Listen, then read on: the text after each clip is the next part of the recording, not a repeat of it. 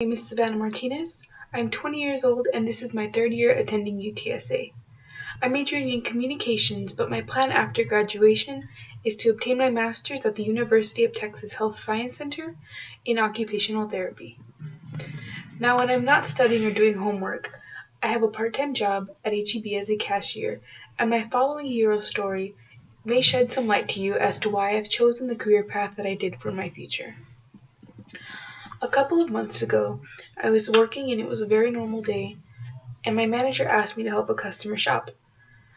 This came off really weird to me and it was really skeptical because I had never heard of somebody doing that before, and I wasn't sure who this person was or what they needed, but once I met this man, it all made sense. Now, this man, he was legally blind and he could see maybe about like a tiny, pin's worth, but legally he was blind. So he needed my help to maneuver around the store and to find all the things that he needed to take home with him. So of course I was happy to help him, and I told him my name and he grabbed me by the arm and he was like, "Let's go."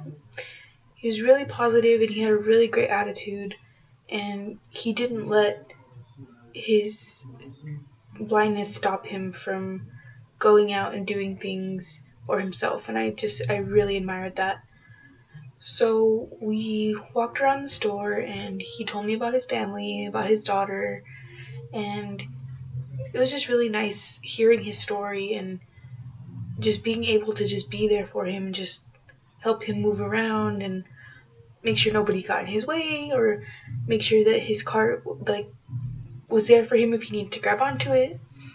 And he had a list of things that he needed, and luckily I know my store pretty well, so I was able to go around and find everything that he needed pretty quickly.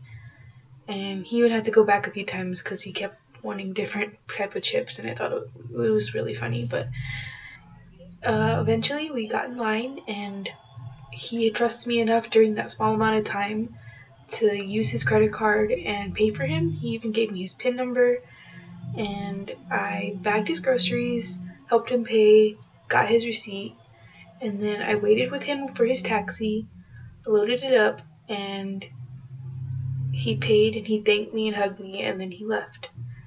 And I know that's not really like a big thing, but to me it was so amazing just to help someone, and from that moment I knew that my future needed to be something that could help people in whatever it may be.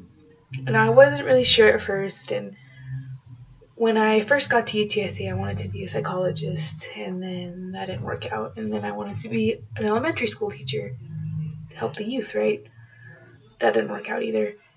And then I changed it to multidisciplinary studies, and if you ask me what that is, I can't even tell you. I just changed it, and I decided against it again, and then I finally decided on communications.